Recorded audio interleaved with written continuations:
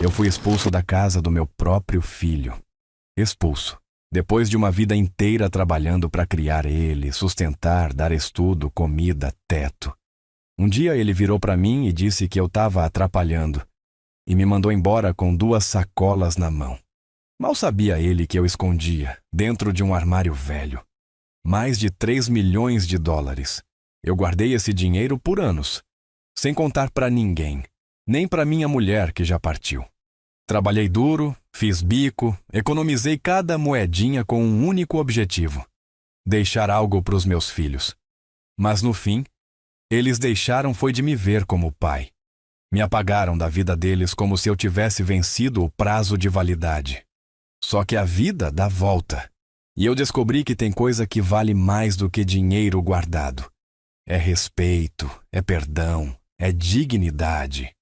Então faz assim. Escuta essa história até o fim. Compartilha com quem precisa ouvir isso hoje. E depois me conta qual parte dela tocou teu coração de verdade. E me diz também, tá me ouvindo de qual cidade desse Brasilzão? Sabe, meu filho, chega uma hora na vida da gente que a única coisa que sobra é o silêncio. E vou te contar, o silêncio pode gritar mais alto que qualquer palavra. Meu nome é Amadeu. 76 anos, bem vividos, mal entendidos. Fui pedreiro a vida inteira. Daqueles antigos que tiravam prumo no olho e confiavam mais no espírito da parede do que em régua de engenheiro. Aprendi com meu pai, que também aprendeu com o pai dele. Família de mão calejada. Comecei novo, carregando lata de cimento com 13 anos. E fui assim, de obra em obra. Levantando prédio, fazendo casa, ajudando gente que nem sabia meu nome, mas que morava no que eu construí. Acordava antes do sol, café preto, pão com margarina e vambora. Sol no pescoço, areia no olho e calo no pé. Mas sabe, nunca reclamei. Trabalho nunca foi peso. Quando a gente acredita que está construindo alguma coisa de verdade. E foi num desses dias, no meio de uma obra lá em Uberaba, que eu conheci a Silvinha. Ela apareceu lá com um grupo da igreja, trazendo suco e pão para as crianças da obra. Pequenininha, cabelo preso num coque meio torto, e um sorriso que desmontava qualquer um. Fiquei ali, com cimento na testa e vergonha no rosto, tentando parecer importante com a colher de pedreiro na mão. Casamos 2 anos depois. Ela era enfermeira, trabalhava num postinho de saúde. Cuidava de gente como quem reza. A casa era simples. 2 cômodos, um fogão a lenha no fundo e uma rede amarrada entre as colunas da varanda. Mas era ali que a vida morava. Veio o Daniel primeiro. Parto complicado, cesariana. Madrugada tensa.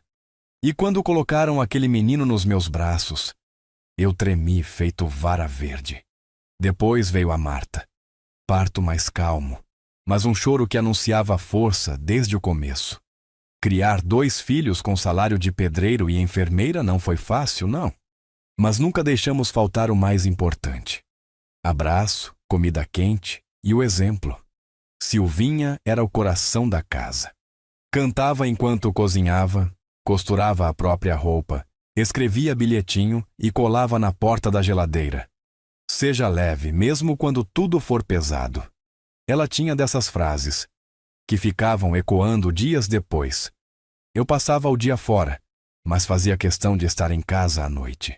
Ajudava com as tarefas, contava histórias inventadas, brincava de faz de conta com a Marta, dava conselho pro Daniel. Pelo menos eu achava que dava. Com o tempo, o Daniel foi ficando diferente. Mais calado, mais fechado, sempre com um caderno na mão, lendo escondido no canto. Eu achava que era só coisa de menino estudioso. Mas talvez fosse mais que isso. Marta não. Marta era minha parceira. Me seguia no quintal, queria aprender a mexer no cimento, me ajudava a pregar tela de galinheiro. Pai, quando eu crescer, quero ser igual ao Senhor. Aquilo valia mais que qualquer diploma. Os anos passaram. Daniel passou numa faculdade federal em Belo Horizonte. Direito. Um orgulho. Fiz uma vaquinha na obra, vendi minha bicicleta e fui com ele fazer a matrícula. Lembro do olhar dele naquele dia. Não era alegria. Era uma mistura de ansiedade com pressa, como se ele só quisesse sair dali logo. Nunca me disse obrigado. Mas tudo bem. Eu entendia que cada um ama do seu jeito. Silvinha se orgulhava. Dizia que ele ia mudar o mundo, e eu acreditava, mesmo que ele já tivesse começado a se afastar da gente. A Marta casou jovem, teve 2 filhos. Morava a 10 ruas da minha casa. Me visitava todo domingo, trazia pão de queijo, café coado e sentava na varanda comigo, às vezes só para ficar em silêncio. Aí veio o baque. A Silvinha começou a cansar fácil. Primeiro a pele amarelou, depois os exames acusaram o pior: leucemia. Foram 2 anos de hospital, consulta, quimioterapia, reza e lágrima escondida. Eu fazia tudo. Dava banho, cozinhava, limpava a casa e fingia que estava tudo bem. Mas por dentro, eu estava afundando. Daniel veio visitá-la uma única vez. Ficou menos de 20 minutos. Disse que estava com a agenda apertada. Silvinha sorriu, agradeceu e depois que ele saiu, chorou baixinho no meu ombro. Ela partiu numa manhã fria, segurando minha mão e sussurrando: "Cuida deles, tá?" Eu cuidei, do jeito que pude. Mas o vazio, esse ninguém cuida por você. Depois da morte dela, minha rotina virou sobrevivência. Acordar, comer, olhar o portão, torcer por alguma ligação e guardar dinheiro. Sim, guardar dinheiro. Mesmo com a aposentadoria pequena, eu ainda fazia uns serviços. Muro, calçada, uma pintura aqui e ali. Um cliente americano que eu ajudei em Goiás gostou tanto do meu trabalho que me pagava em dólar. Disse que era uma forma de agradecer pela honestidade. Guardei tudo, no fundo falso do armário da Silvinha.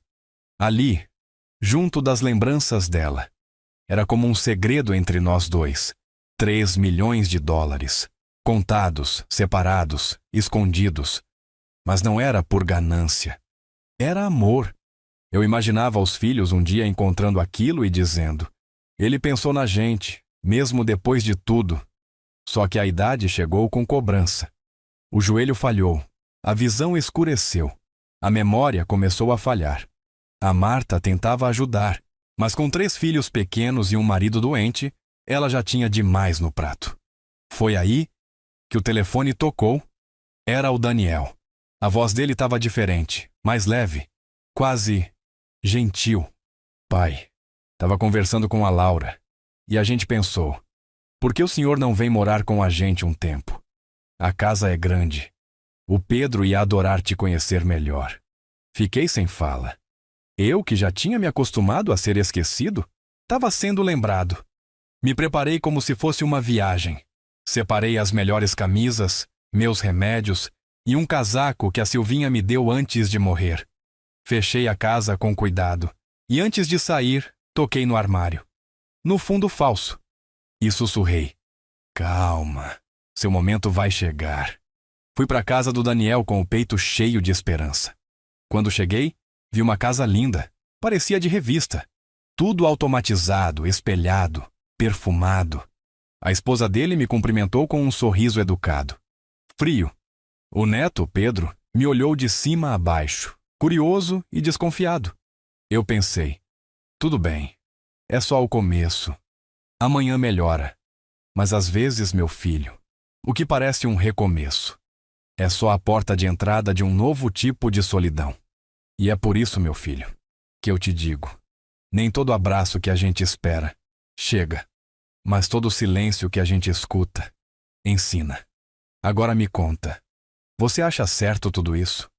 E aproveita, comenta aí. Tá me ouvindo de onde? De qual cantinho desse Brasil tá chegando essa nossa conversa? Voltando pro assunto, eu cheguei na casa do Daniel com o coração acelerado, mas a alma esperançosa. Era como se eu tivesse 20 e poucos anos de novo, indo para um trabalho novo, sem saber direito o que esperar. A mala estava leve, o corpo nem tanto. Trouxe umas roupas ajeitadas, um par de botas confortáveis e aquele casaco grosso que a Silvinha me deu antes de morrer. O único que ainda me fazia sentir abraçado. A casa dele era um negócio de outro mundo. Moderna, cheia de brilho, espelho nas paredes, planta no chão sem terra, dessas artificiais que nunca morrem, mas também nunca têm cheiro. Os móveis pareciam cenário de revista, tudo automático, digital. E eu, ali no meio, com o pé rústico da roça e o coração pesado de lembrança. A Laura, esposa do Daniel, me recebeu com educação. Me cumprimentou com um sorriso contido e mostrou o quarto onde eu ia ficar. Era nos fundos, longe da cozinha, com uma janela pequena e um abajur que acendia com um toque.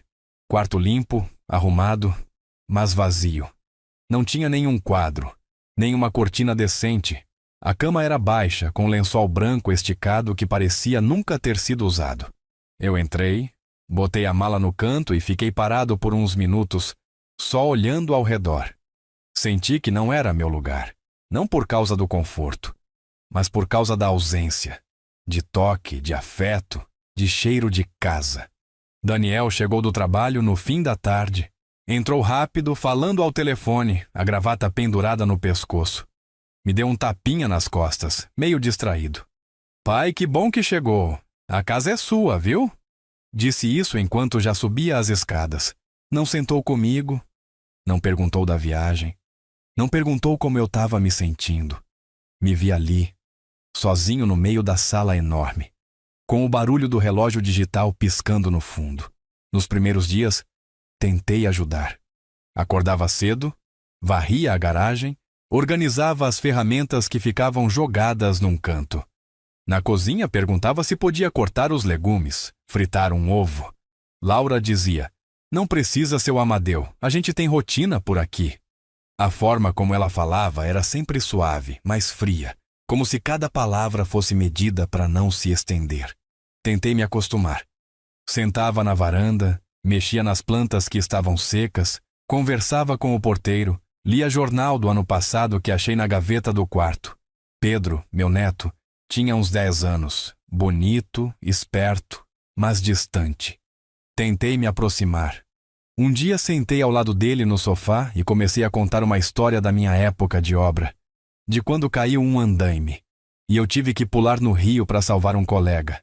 Ele olhou de lado, fez um aham e voltou para o jogo no tablet. Aquilo me atravessou.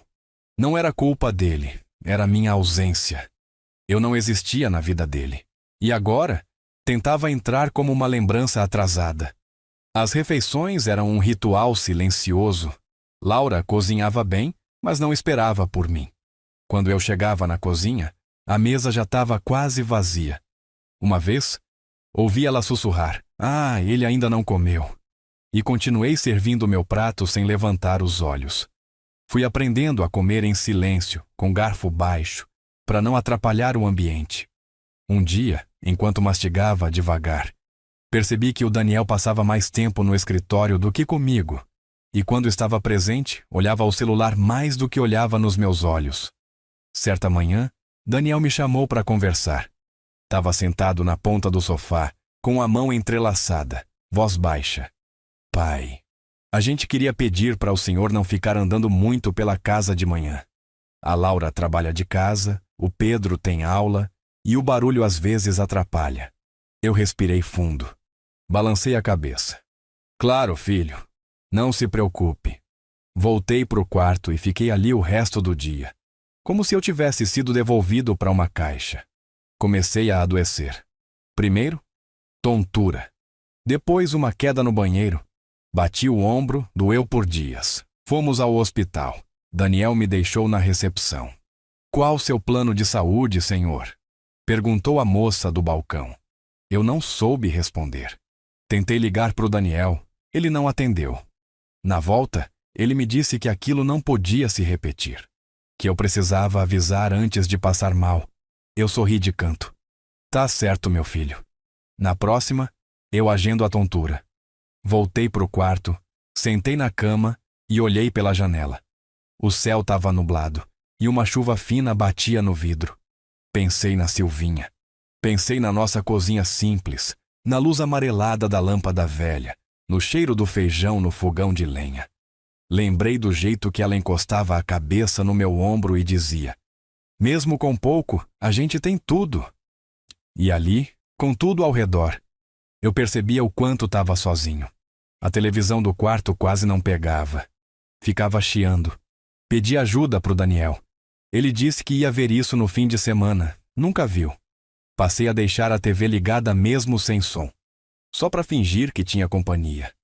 Às vezes, conversava sozinho. Repetia os versículos que decorava na juventude. Lia a Bíblia, página por página. Um dia li algo que me acertou como martelo. Não vos esqueçais da hospitalidade, pois sem a saber, alguns hospedaram anjos. E me perguntei, será que algum dia eu já fui esse anjo? Será que algum dia eles vão perceber quem eu sou? Comecei a sonhar com minha casa antiga, com o armário da Silvinha, com o envelope escondido atrás da madeira falsa. 3 milhões de dólares, guardados por mais de 20 anos. Ninguém sabia, nem Daniel, nem Marta. Eu não queria que soubessem, porque se um dia soubessem e me tratassem diferente, eu ia saber que nunca foi por mim. Tive vontade de contar, muitas vezes, mas sempre travava, porque se mudassem o olhar, o tom de voz, o toque, eu ia saber que o amor deles não existia, só a expectativa. Uma noite, saí do quarto para beber água. Escutei sem querer uma conversa na sala. Laura dizia: ele é um bom homem, mas está atrapalhando. A rotina mudou, o Pedro não está dormindo direito. E se acontecer alguma coisa? Daniel respondeu: vamos esperar mais umas semanas. Se não melhorar, vamos ter que achar uma solução. Voltei para o quarto sem fazer barulho. Deitei com a cabeça cheia e o coração vazio. Pela primeira vez em anos, eu desejei desaparecer. E foi ali que eu percebi. Não era só sobre ficar ou não na casa. Era sobre não caber mais na vida de quem você ajudou a levantar. Os dias naquela casa foram ficando mais silenciosos. Mas não era o silêncio bom de quando a Silvinha cochilava na rede depois do almoço e eu ficava ouvindo os passarinhos no quintal. Era um silêncio duro, gélido. Um silêncio que não deixava espaço nem para o pensamento repousar. Eu acordava todo dia com a esperança de que alguma coisa mudasse. Que o Daniel descesse as escadas, sentasse comigo no sofá, me perguntasse sobre o passado, ou dissesse simplesmente: pai, tô feliz do Senhor estar aqui. Mas não. Cada dia era igual ao outro. As conversas eram curtas, os olhares ainda mais. Eu tentava puxar assunto, mas ele parecia sempre com pressa. Um e-mail para responder, uma ligação, uma reunião importante. Nunca tinha tempo. E quando tinha, parecia não saber o que fazer com ele. Teve uma manhã em que resolvi varrer a entrada da casa. O jardim estava cheio de folhas secas e achei que podia fazer alguma coisa útil. Peguei a vassoura que ficava atrás da porta e fui varrendo de canto em canto, tentando não fazer barulho. Mas Laura apareceu na varanda e me olhou com aquele olhar que mistura susto e irritação. Seu Amadeu, pode deixar que o jardineiro venha amanhã. O senhor vai acabar se machucando. Eu sorri, com educação, e disse que estava tudo bem. Guardei a vassoura e voltei para o quarto. O quarto. Aquele quarto parecia ficar menor a cada dia. Era como se as paredes fossem se aproximando devagar, sufocando a alma aos poucos. Passei a maior parte do tempo ali. Lia. Escrevia num caderno velho, lembrava. Lembrava muito. Às vezes fechava os olhos e revivia o cheiro da cozinha da Silvinha, o barulho do rádio ligado no programa de moda de viola, o calor da panela de pressão soltando aquele chiado conhecido. Ali, naquela solidão moderna, até o chiado de uma panela fazia falta. Um dia, escutei a voz do Daniel vindo do escritório. A gente precisa resolver isso, Laura. Não tá funcionando. Ele tá ficando isolado e eu não sei lidar. Ela respondeu num tom mais seco. Você que trouxe. Eu avisei. A rotina mudou. O Pedro tá reclamando. A gente precisa pensar na nossa casa. O que mais doeu não foi o que foi dito. Foi o jeito. Como se eu fosse um móvel fora do lugar. Uma peça que não encaixa mais na sala. No dia seguinte, Daniel me chamou para conversar. Dessa vez ele desligou o celular, sentou na minha frente, cruzou os braços e disse com a voz embargada, mas firme: Pai, eu queria agradecer por ter vindo, por ter confiado em mim, mas a gente percebeu que tá difícil manter a rotina com o senhor aqui. A casa ficou apertada, a logística tá complicada, e eu acho que talvez o melhor seja o senhor voltar para sua casa, pelo menos por um tempo, para reorganizar tudo. Marta pode te ajudar, né? Fiquei em silêncio por um tempo. Olhei nos olhos dele, não vi maldade, mas também não vi afeto. Vi cansaço, desconforto. Vi alguém que preferia não estar ali dizendo aquilo. Respirei fundo. Claro, filho. Se for melhor para vocês, tudo bem. Tentei sorrir. Mas por dentro, eu estava sendo desmoronado. Não era raiva. Era uma tristeza antiga, funda, como se a alma estivesse voltando para um lugar escuro que conhecia bem. Comecei a arrumar minhas coisas naquela mesma tarde. A mala que cheguei trazendo esperança. Agora era preenchida com roupa dobrada de tristeza. Laura me ajudou a colocar algumas peças em sacolas plásticas. Leva esse casaco também, seu Amadeu. Vai esfriar. Agradeci. Mesmo sem querer. Daniel chamou um carro de aplicativo. Disse que já tinha falado com a Marta, que ela ia me esperar. A despedida foi seca. Pedro nem saiu do quarto. Laura disse boa viagem, como quem se despede de um hóspede que passou tempo demais. E Daniel? Daniel me abraçou, mas foi aquele abraço de um braço só, tapinha nas costas, como se quisesse que acabasse logo. Entrei no carro e só falei pro motorista. Rua 3, número 18. Casa com muro descascado. Portão que range. O caminho até minha casa parecia mais longo do que nunca. As ruas passavam rápido pela janela, mas dentro de mim, tudo se movia devagar. Como se o tempo tivesse parado naquele sofá onde ele me disse que era hora de eu ir. Quando o carro parou, desci com a sacola numa mão e a mala na outra. Olhei para o portão enferrujado, para o mato crescendo na calçada, para o papel velho de propaganda preso na grade. Era minha casa, mas parecia que eu nunca tinha estado tão longe de casa. Empurrei o portão com força. Ele rangeu como sempre. Entrei. Acendi a luz. Uma das lâmpadas queimadas, a outra piscando. O cheiro de mofo tomava conta. A umidade tinha subido pelas paredes. As plantas estavam mortas. Mas ali, pelo menos ali, ninguém ia me mandar embora. Fui até o quarto, sentei na cama e respirei fundo. Olhei em volta. Toquei no braço da poltrona antiga da Silvinha. Abri a gaveta onde ela guardava as cartas. E então, encostei na madeira do armário. No fundo falso. O envelope ainda estava lá. Intacto. Pesado. 3 milhões de dólares. Eu o peguei na mão, sentei na cama e fiquei olhando para ele. Era como se eu segurasse toda a minha história ali. Cada tijolo levantado, cada madrugada trabalhada, cada calo que abri, cada lágrima engolida. Pensei em tudo o que poderia ter feito com aquilo. Pensei em doar, em viajar, em investir. Mas nada daquilo importava. O que eu queria, o que eu sempre quis, era algo que dinheiro nenhum compra. Presença, reconhecimento, respeito, amor. Fiquei ali sentado por um bom tempo. A luz piscando em cima da minha cabeça. O envelope no colo. A casa em silêncio. Mas era um silêncio meu. Um silêncio honesto. Um silêncio de quem não precisa fingir. Ali, mesmo sozinho, eu era mais gente do que tinha sido nos últimos meses naquela casa tão grande. Mais tarde, Marta chegou. Me deu um abraço apertado, desses de verdade. Trouxe pão de queijo, suco de laranja, um cobertor lavado. Pai, o senhor não merecia passar por isso. Eu sinto muito. E eu só disse: tá tudo bem, filha, eu tô em casa. Naquela noite, dormi mal. Mas dormi com dignidade. O tipo de sono que vem depois de muita pancada.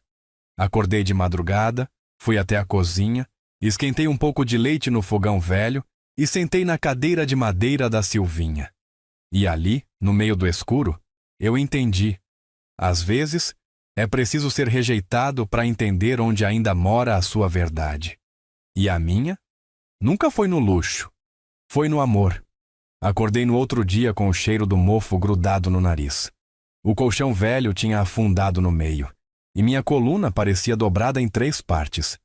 A claridade entrava pela fresta da janela mal vedada, batendo direto na cara. Abri os olhos devagar. Demorei para entender onde eu estava. Demorei para aceitar. Mas ali era meu lugar.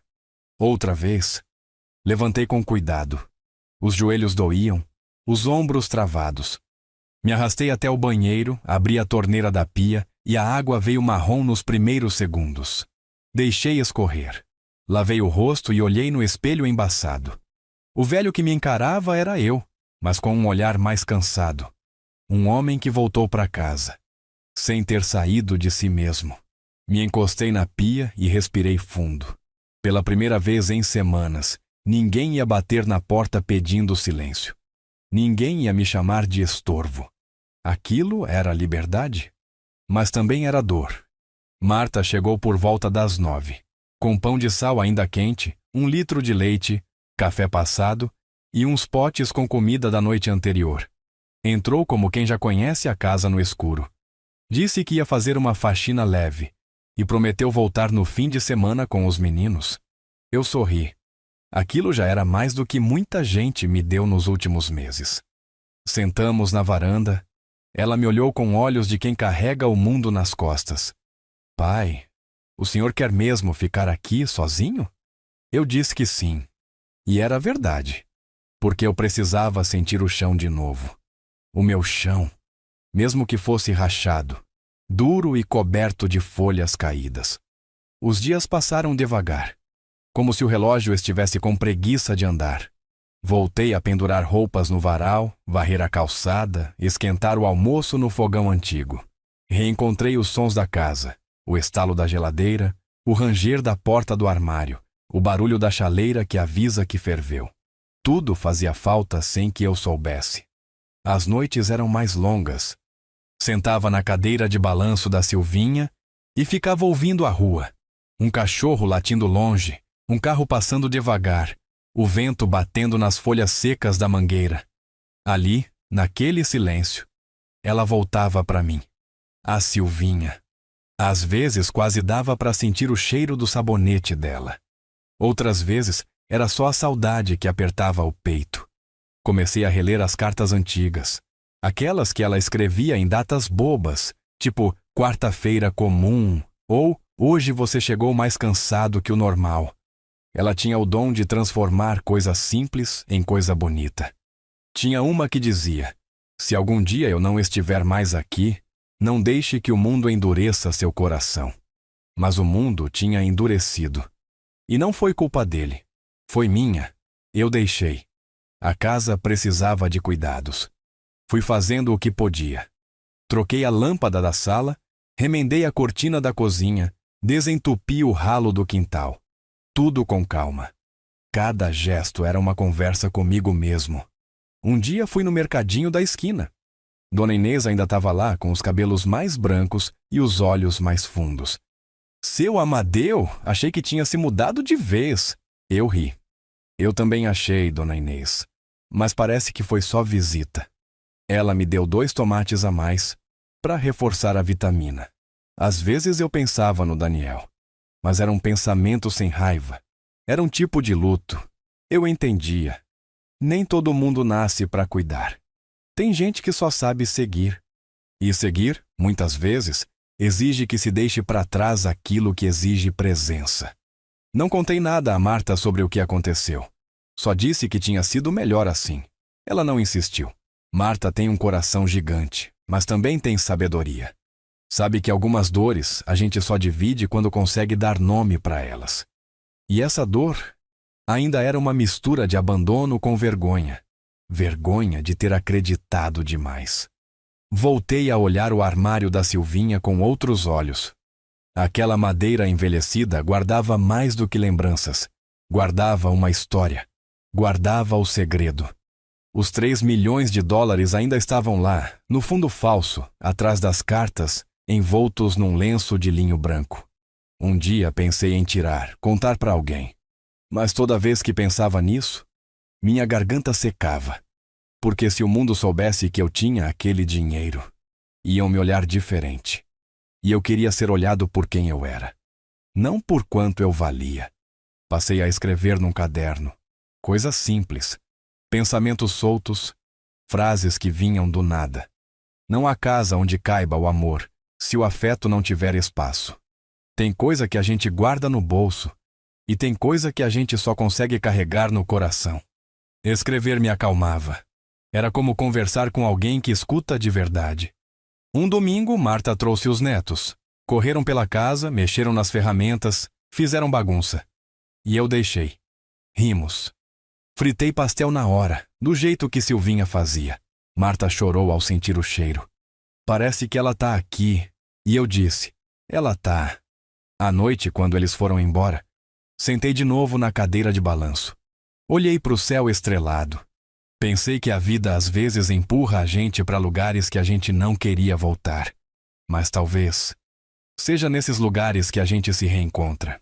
Ali, entre as rachaduras da parede e o canto rouco do ventilador velho, eu senti pela primeira vez em muito tempo que ainda havia algo bom para viver.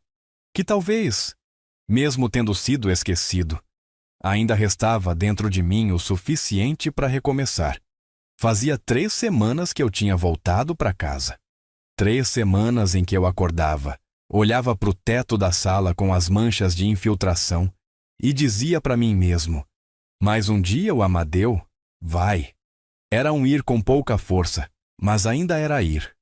A rotina era simples. Café passado no pano, pão dormido esquentado na frigideira, rádio velho sintonizado no noticiário da manhã. A cadeira de balanço da Silvinha tinha virado meu trono. E o portão, meu mundo. De vez em quando eu via o pessoal da rua passando. Gente que cresceu ali, gente nova que nem me dava bom dia. A vida seguia e eu estava ali, meio esquecido, meio plantado. Num desses dias, enquanto varria o quintal, achei um bilhete dobrado dentro de um vaso velho que estava atrás da mangueira. Era da Silvinha, escrito à mão, com caneta azul, num papel amarelado pelo tempo. Se você estiver lendo isso, é porque procurou lembranças no lugar certo. Era só essa frase. Nada mais. Mas aquilo me atravessou como um vento forte num dia abafado. Me sentei no chão de terra, com a vassoura de lado, e chorei. Não era choro de tristeza só. Era choro de reencontro. Como se ela dissesse, vai, Amadeu, ainda tem coisa para viver. Depois desse dia, algo em mim mudou. Não foi rápido, nem milagroso, mas foi real. Comecei a me levantar com mais vontade. Fui até o centro da cidade a pé, coisa de quase 1 hora de caminhada. As pernas doíam, o sol batia forte, mas eu fui. Comprei tinta branca, pincel, rolo e lixa. Voltei com as sacolas nos braços e a cabeça cheia de ideia. Comecei a pintar a parede da sala. No primeiro dia só consegui metade. No segundo, terminei. Depois foi a cozinha. Depois os batentes. A cada pincelada parecia que eu limpava um canto da alma também. Marta veio e perguntou, pai, por que isso agora? E eu respondi, porque eu cansei de viver numa casa que parecia abandonada. Eu não sou um abandono. Nem a Silvinha era.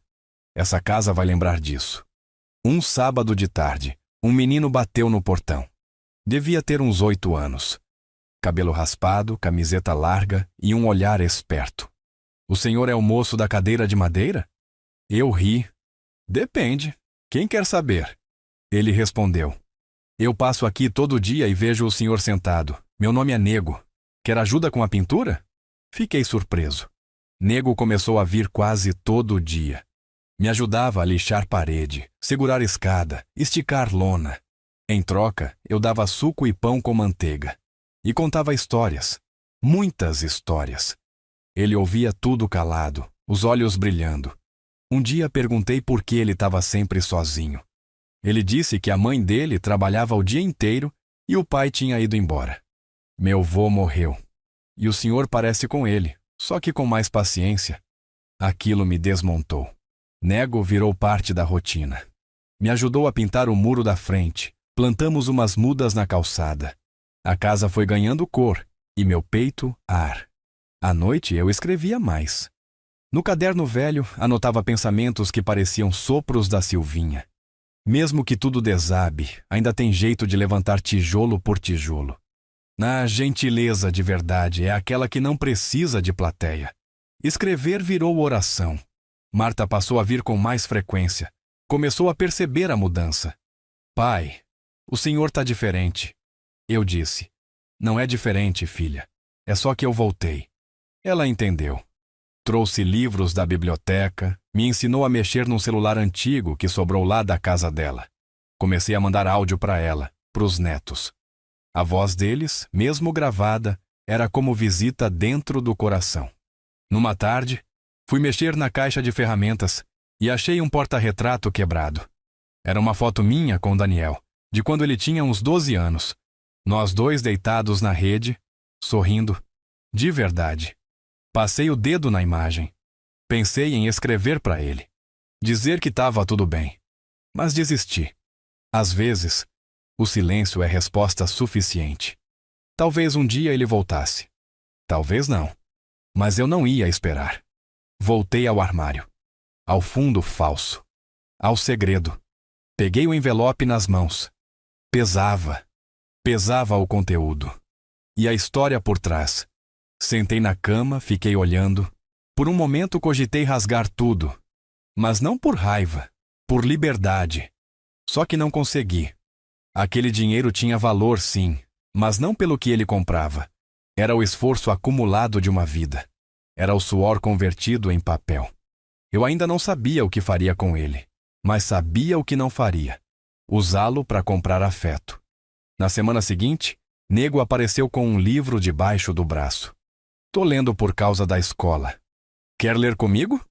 E foi assim que a gente começou a ler junto, todo fim de tarde. Primeiro foi Monteiro Lobato, depois Clarice Lispector. Eu lia devagar, pausando. Ele fazia pergunta, anotava palavras.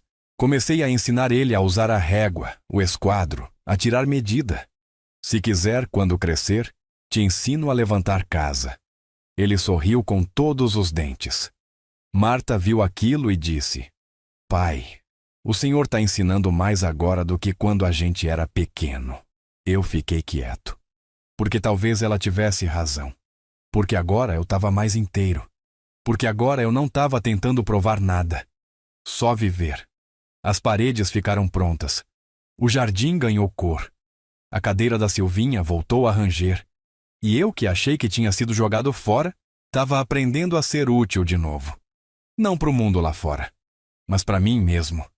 A rotina aqui em casa tinha virado outra coisa. Era como se, aos poucos, a poeira de tudo que me aconteceu fosse assentando, e eu começasse a enxergar melhor onde estava pisando. Nego agora batia no portão quase todo dia. Às vezes nem para pintar ou ajudar com alguma coisa, mas só para estar ali. Trazia um caderno da escola, sentava na mureta e me mostrava a lição. E eu ensinava como sabia, com paciência, com história, com comparação com o mundo da obra. Um dia ele me perguntou: Seu Amadeu, por que o senhor mora sozinho? Pensei em mentir, dizer que era escolha, mas não consegui. Só respondi: porque tem gente que escolhe ir embora, mesmo quando você deixou a porta aberta.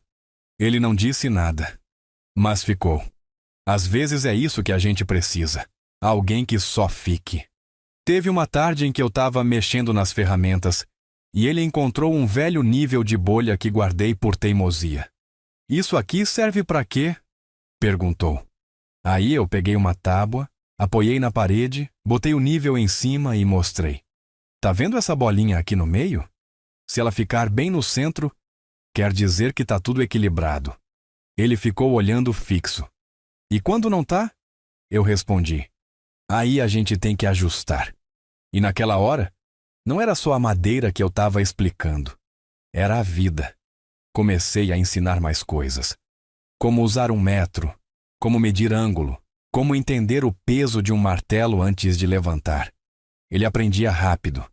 E eu descobria que ensinar Era quase como deixar parte da gente ali, um pedaço do que a gente foi, sobrevivendo em outra pessoa. Mas não era só isso que se mexia dentro de mim. O envelope. Aquele envelope velho, grosso, escondido no fundo do armário, passou a me visitar em pensamento. Às vezes eu estava varrendo a varanda, e ele surgia na cabeça. Outras vezes era de madrugada, quando o sono faltava. Eu sabia que aquilo não ia durar para sempre. O papel, o segredo, o peso. Num domingo de manhã, Marta veio sozinha. Sentou comigo na sala, tomou café e ficou me olhando em silêncio. Depois de um tempo, disse: Pai, se o senhor quiser me contar o que aconteceu lá com o Daniel, eu tô aqui, mas só se quiser. Eu respirei fundo, olhei para ela e disse: Filha, o que aconteceu foi que ele cansou de mim. Só isso, e eu deixei. Ela apertou minha mão. O senhor não foi peso, pai. O senhor foi ponte. Ele é que não soube atravessar. Fiquei com aquilo martelando na cabeça. Ponte, eu tinha passado a vida sendo isso. Conectando coisas, pessoas, projetos. Nunca fui de aparecer, fui de sustentar. Mas quem sustenta, uma hora também precisa de colo. Nessa mesma semana aconteceu uma coisa que eu não esperava. Nego apareceu diferente, mais calado, os olhos fundos, a roupa suja. Perguntei se estava tudo bem, ele disse que sim, mas não estava. Com criança a gente sente. No outro dia não veio, no terceiro também não. Fiquei preocupado. Fui até a casa dele. Era numa rua de terra batida, barraco de tijolo sem reboco. A mãe dele estava sentada na porta com cara de quem já chorou e secou. Ele tá lá dentro, mas não tá bem. Entrei. Ele estava deitado, com febre. A mãe disse que não tinha conseguido vaga no posto de saúde ainda, que estavam esperando. Fiquei sem chão, voltei para casa, fiz chá, peguei remédio, levei de volta. E fiquei com ele ali. A febre foi baixando, aos poucos. Fiquei a noite toda sentado numa cadeira de plástico, vigiando o sono dele. E pensando, como pode uma criança me ensinar tanto em tão pouco tempo? Quando ele melhorou, veio me agradecer. Disse baixinho: O senhor é meu vô também. Aquilo me desmontou e me reconstruiu, porque eu sabia o que era ouvir isso e o que era passar a vida sem ouvir. Depois disso, fiquei dias sem encostar no envelope, mas ele estava ali, me chamando, não para mim, mas por causa do que ele podia ser. Comecei a pensar diferente. Aquilo que eu guardei com tanto medo, talvez agora tivesse um propósito, um destino, uma missão. Chamei Marta para conversar. Sentamos na varanda, como sempre. Esperei o sol baixar. Filha, lembra que você me perguntou se eu queria contar o que aconteceu? Ela balançou a cabeça. Pois é, eu não quero falar do Daniel, mas quero te contar outra coisa. Entrei, peguei o envelope. Entreguei nas mãos dela. Ela olhou sem entender. Abriu devagar. Quando viu as notas, empalideceu. Pai, o que é isso? E eu disse: é o que eu guardei a vida inteira, trabalhando, pedindo nada para ninguém, sem contar para ninguém. Era para vocês, mas agora, talvez seja para outro motivo. Ela chorou. Não pelas notas, mas pelo gesto. Me abraçou forte. Pai, por que guardou isso sozinho? Eu disse: porque ninguém me perguntava se eu ainda tinha alguma coisa para dar. Mas eu tinha. Começamos a pensar no que fazer. Falei de Nego, falei da casa dele, da mãe, do que ele representava. Marta concordou. Vamos fazer disso uma semente, pai, mas do jeito certo. Naquela noite, dormi com o coração leve. Pela primeira vez em anos. Eu não estava escondendo nada. Eu estava oferecendo. Aquela noite, depois que entreguei o envelope para Marta, foi diferente de todas. Não dormi por cansaço. Dormi por alívio. O travesseiro parecia menos duro e até o barulho da geladeira me parecia música. Durante anos, guardei aquele dinheiro como quem guarda uma ferida. Protegido, escondido, esquecido, mas pulsando. E agora que ele tinha nome, rosto e destino, Tudo dentro de mim começou a se ajeitar. No dia seguinte, Marta voltou cedo. Tinha papel, caneta e aquele olhar que só mulher decidida tem. Sentamos na mesa da cozinha e ela disse: Pai, a gente precisa fazer isso direito. Legal, seguro. Para não dar confusão depois. Concordei. Nunca fui bom com papelada, mas sempre soube reconhecer quando alguém estava certo. E ela estava. Aquilo que a gente ia fazer não podia ser impulso. Tinha que ser plano. Tinha que durar. Começamos com o Nego. Fui até a casa dele, chamei a mãe para conversar.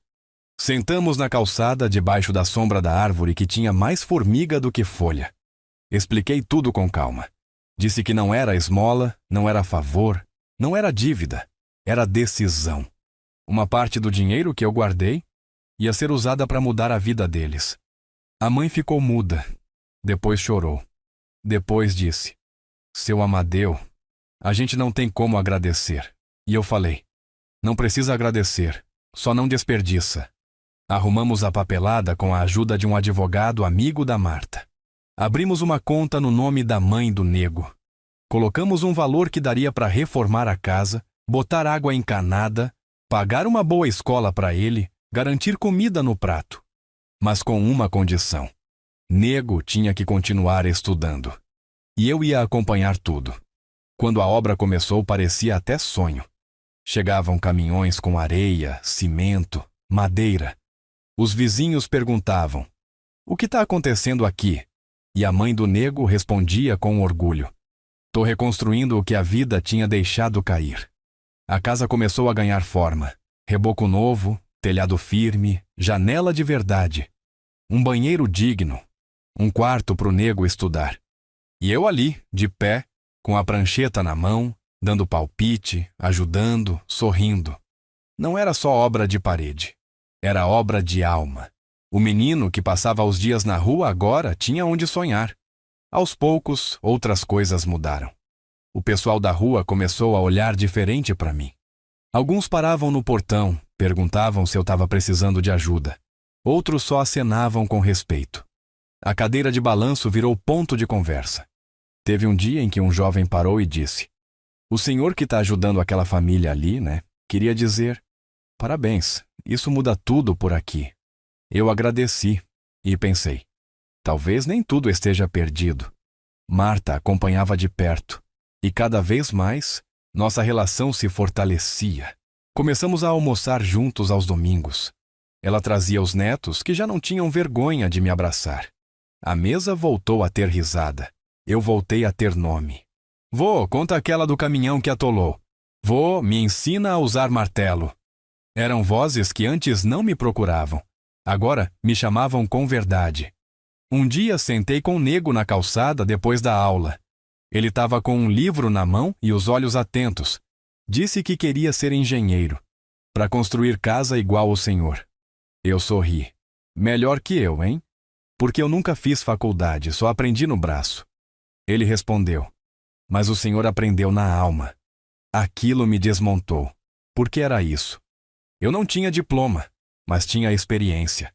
E agora, estava passando adiante. Comecei a pensar em fazer mais. Olhei para as outras crianças da rua, para as famílias que viviam no improviso. Não dava para mudar o mundo todo, mas dava para plantar mais coisa boa. Chamei Marta de novo. Filha, e se a gente criasse uma coisa maior? Um fundo, uma pequena associação, para ajudar quem precisa, mas com acompanhamento, educação, saúde, base. Ela me olhou com os olhos cheios. Pai, o senhor quer deixar um legado? E eu respondi: Não quero deixar, quero começar, enquanto ainda estou aqui. Nos meses seguintes, criamos um projeto com o nome da Silvinha. Fundação Dona Silvinha, construindo dignidade. Registrado, legalizado, com a ajuda de gente que acreditava. Usamos mais uma parte do dinheiro. Mantivemos em segredo de quase todo mundo. Era coisa nossa, silenciosa, mas firme. Como a fé que ela tinha nas coisas simples. Com o tempo, comecei a receber cartas. Crianças agradecendo pelos materiais escolares. Mães dizendo que conseguiram levar o filho no dentista, Um pai emocionado porque agora podia trabalhar e deixar a filha num reforço escolar de verdade. E tudo isso porque um velho pedreiro teve coragem de fazer diferente. Mas nem tudo foi fácil. Teve gente que desconfiou. Teve um vizinho que disse: "Esse velho esconde coisa. Ninguém ajuda assim de graça." Teve quem espalhasse que eu tinha ganho na loteria. Mas eu não me importava, porque eu sabia a verdade. E porque agora eu não estava mais sozinho. Até que um dia, o telefone tocou. Era Daniel. O telefone tocou numa terça-feira à tarde. Eu estava sentado na varanda, mexendo num pedaço de madeira que queria transformar num banco. O sol batia forte no quintal, e a mangueira já começava a soltar as folhas do fim da estação. Quando ouvi o toque, achei que era Marta ou alguém da fundação. Levantei com calma, entrei e atendi. A voz do outro lado veio sem cerimônia, mas também sem raiva. "Pai, é o Daniel." Só isso. Como se não fizesse anos desde a última vez que a gente se olhou nos olhos. Fiquei mudo por uns segundos. O silêncio entre nós dois disse mais do que qualquer palavra podia dizer. Até que eu consegui responder: "Oi, filho?" A voz saiu mais firme do que eu esperava. Ele disse que queria conversar, que tinha pensado muito, que precisava me ver. Eu não disse sim logo de cara. Disse que ia pensar. E desliguei. Fiquei olhando para o telefone por um tempo, pensando se era orgulho o que eu estava sentindo, ou proteção, porque não era raiva. A raiva já tinha passado. O que ficou foi o cuidado comigo mesmo, a vontade de não me colocar de novo no lugar de quem espera. Mas no fundo, também tinha curiosidade. Por que agora? Por que depois de tudo? Contei para Marta. Ela ficou surpresa, mas não disse nada que tentasse me convencer para um lado ou outro. Só falou: "Se o senhor for, vai com o coração inteiro, sem dívida, sem se diminuir." Eu entendi. E decidi ligar de volta. Marcamos para o sábado à tarde, aqui em casa. Não queria ir até ele. Se queria conversar, que viesse onde tudo começou. Passei a semana com o peito apertado. Cada barulho na rua fazia meu coração disparar. Pensei em cancelar. Pensei em escrever uma carta. Pensei em fingir que nada disso estava acontecendo. Mas não fiz. Continuei minha rotina. Cuidei das plantas, orientei o pessoal da fundação, li com o nego, fiz bolo com Marta. O mundo não parava por causa da minha ansiedade. Sábado chegou. Vesti minha camisa azul, aquela que Silvinha gostava. Passei um pouco de água de colônia no pescoço, penteei o cabelo ralo com cuidado. Era quase um ritual. Como se eu estivesse me lembrando que ainda era alguém. Daniel chegou às 4h20. Desceu do carro devagar. Camisa social dobrada no cotovelo. Celular no bolso. Olhou a casa, o jardim, a pintura do muro. Parecia não reconhecer tudo que via. Parou no portão e eu acenei da varanda. Ele entrou sem pressa. Nos abraçamos de forma breve, sem aperto demais. Mas foi abraço. Sentamos à mesa da cozinha. Bolo de fubá, café recém-passado, cheiro de casa viva. Ele olhou em volta, respirou fundo. "Pai, eu quase não reconheci aqui. Tá tudo tão bonito." Eu sorri. A casa estava quieta demais. Resolvi conversar com ela um pouco. Numa, ficamos em silêncio mais uma vez. Ele olhou para a xícara, mexeu o café com a colher. Depois levantou os olhos. "Pai, eu errei." Aquilo me pegou de surpresa. Não por não esperar, mas por finalmente ouvir. Ele continuou. "Eu achei que estava ajudando quando te levei para minha casa, mas eu te tratei como problema, como incômodo. E isso não tem desculpa." Eu não disse nada logo. Deixei ele falar. Porque quem cala muito, quando resolve falar, precisa de espaço. Laura achava que era temporário. Eu também. E a verdade é que a gente não soube lidar com a presença de alguém que nos lembrava daquilo que não conseguimos ser. O Senhor sempre foi firme, presente, forte. E eu me escondi na desculpa do tempo, da correria, da rotina. Mas o que eu fiz foi te abandonar, pai. E eu sei disso. O café já tinha esfriado. A tarde começava a ficar cor de cobre. Eu respirei fundo. Disse: Você me magoou, Daniel. Não por me mandar embora, mas por me esquecer quando eu mais precisava lembrar quem eu era. Ele baixou a cabeça. Eu sei. E depois, com a voz quase falhada: Eu sinto muito. Aquela frase me atravessou. Porque pedir perdão exige coragem. E perdoar também. Ficamos mais um tempo em silêncio. Depois começamos a conversar sobre outras coisas. A fundação, Nego, as cartas que eu escrevia. Ele ouviu tudo com atenção. De vez em quando perguntava detalhes. Vi nos olhos dele algo que há muito tempo eu não via. Escuta. Interesse. Não falamos do dinheiro. Em momento algum. E eu fiz questão disso. Porque aquele momento não era sobre isso. Era sobre o que sobrou mesmo depois da quebra. E o que sobrou era amor. Quando ele foi embora, me abraçou mais forte. Posso voltar mais vezes? Eu disse: A casa é sua, Daniel. Sempre foi. O que não pode mais acontecer é você sair daqui de novo com o coração fechado. Ele prometeu que não ia. Naquela noite, escrevi no meu caderno: Perdoar não é esquecer, é lembrar sem dor. É olhar para o outro e ver que ele ainda pode ser melhor do que foi. E dormir com paz. Depois daquele sábado, Daniel passou a aparecer. Primeiro foi no domingo seguinte, trazendo pão de queijo e suco de uva. Coisa simples, mas que dizia muito. Sentou na varanda, conversou com Marta, brincou com os sobrinhos. Até varreu a calçada comigo. Ficou sem saber onde guardava a vassoura no fim. Sorri. Ainda bem que você não esqueceu como se varre. Ele respondeu com um sorriso tímido. Tô reaprendendo, pai. Muita coisa. Os dias foram passando e ele voltava sempre que podia.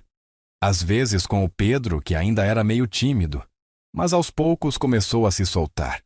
Teve uma tarde em que ele sentou na minha cadeira de balanço. Eu ia dizer para levantar, mas deixei.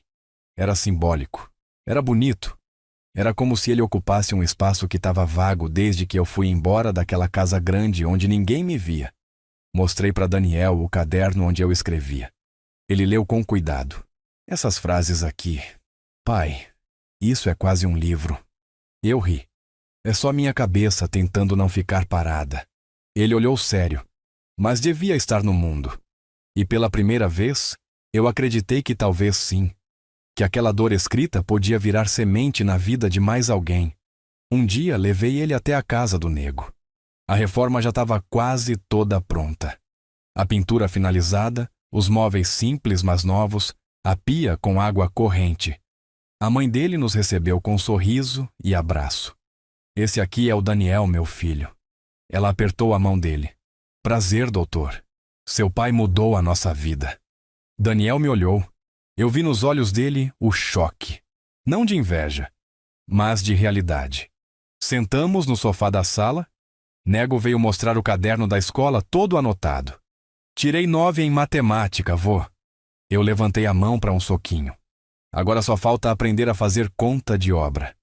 Daniel riu. Ele é bom nisso? Eu respondi. Tá virando um engenheiro de respeito. O menino se encheu de orgulho. Na volta para casa, Daniel ficou calado por um tempo. Depois disse: Pai, eu não fazia ideia. Eu só respondi: Você nunca perguntou. Ele assentiu. Eu achava que o senhor só queria ficar quieto, que tinha cansado do mundo. Eu parei de andar. Eu cansei sim. Mas depois descobri que o mundo não cansa da gente quando a gente tem o que oferecer.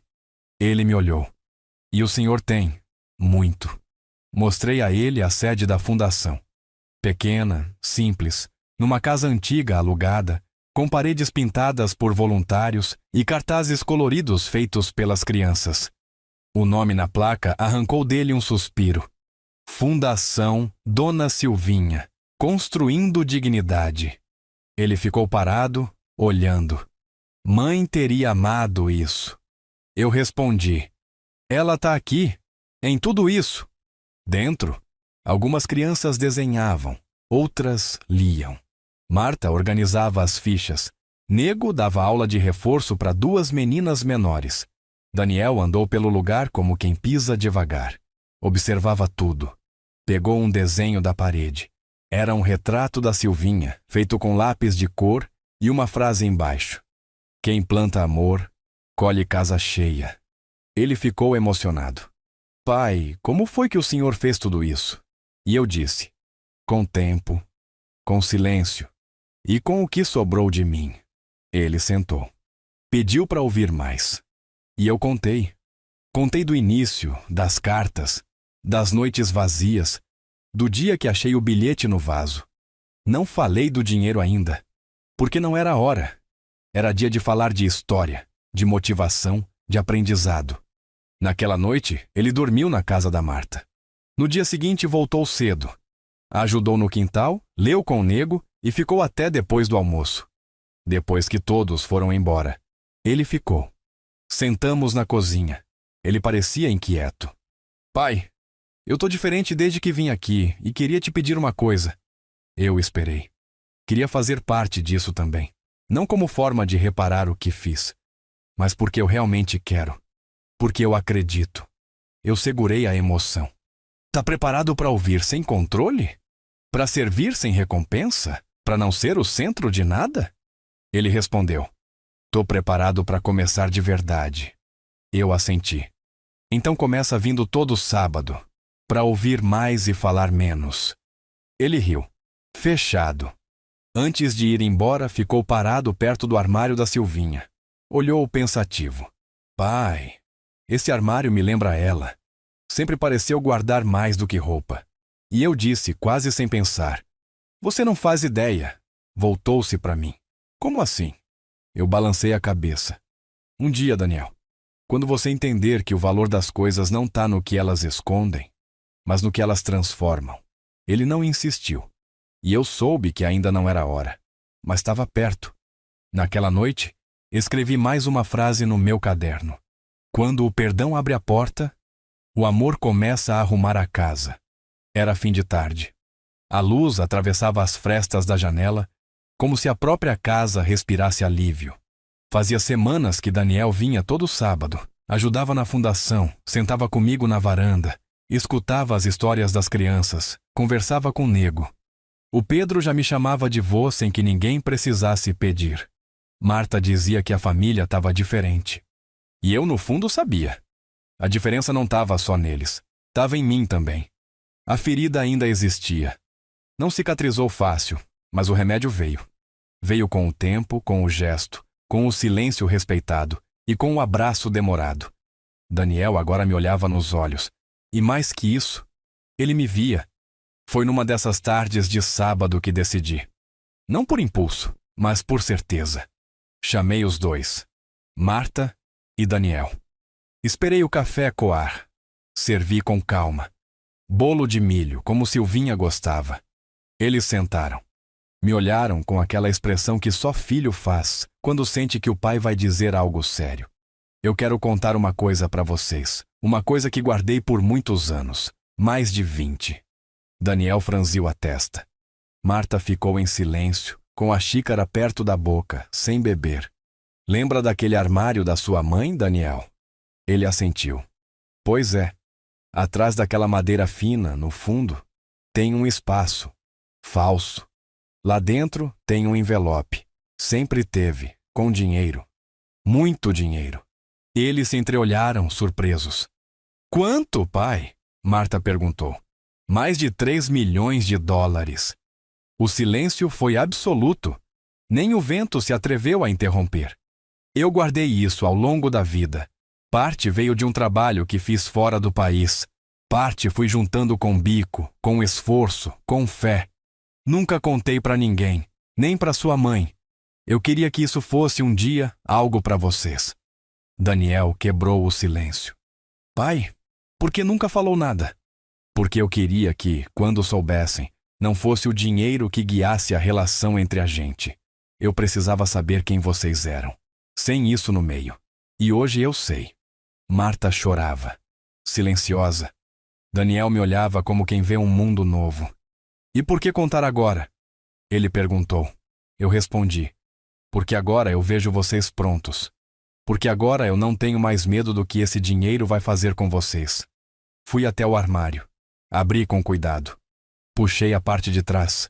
Peguei o envelope. Trouxe para a mesa. Eles olharam como se aquilo fosse um pedaço de milagre. Uma parte já foi usada, para a fundação, para a vida do nego, e vai continuar sendo usada, mas o resto é de vocês, com uma condição: que jamais deixem de olhar para o outro com a mesma compaixão que agora me olham. Daniel chorou. Pela primeira vez, chorou de verdade. Pai, eu não mereço isso. Eu toquei no ombro dele. Talvez não merecesse antes. Mas agora, você está tentando. E tentar já é o primeiro passo de quem quer mudar. Dividimos o dinheiro. Legalmente. Organizado com a ajuda de um contador da confiança da Marta. Parte ficou destinada à fundação. Parte foi guardada para os netos em poupanças controladas. Outra parte ficou comigo, mas não para luxo. Para viver com dignidade, com escolha, com liberdade. Com o tempo, a história começou a circular. Mas sem alarde, sem manchete. O velho pedreiro que ajudava famílias, que montou uma fundação com o nome da esposa, que ensinava crianças a usar régua e martelo. Alguns vieram perguntar: por que o senhor fez isso tudo escondido? E eu dizia: porque coisa boa não precisa de palco, precisa de propósito. Daniel se tornou voluntário fixo na fundação. Deixou um pouco da vida no escritório e começou a escutar gente de verdade. Marta virou a coordenadora do projeto. Nego, agora com 15 anos, dava aula de reforço, ajudava na contabilidade e dizia que ia fazer engenharia. Sim, senhor. E eu? Bem, eu continuei sendo o velho da cadeira de balanço. Mas agora, rodeado, escutado, respeitado. Quando passava alguém na rua, acenava com a mão. Quando uma criança errava a conta, vinha me pedir ajuda. Quando o portão rangia, era sinal de que a vida estava entrando. Outro dia, sentei com Daniel no quintal. Ele me olhou e disse: sabe, pai, eu achava que te conhecia, mas agora vejo que só estava na superfície. Eu sorri. E você? Só agora me olhou com os olhos de um filho. Fiquei pensando em tudo, na dor, no abandono, no silêncio, no dinheiro escondido, no abraço negado. E também no reencontro, no perdão, na reconstrução, no amor que não grita, mas permanece. E é por isso, meu filho, que eu te digo, nunca é tarde para recomeçar.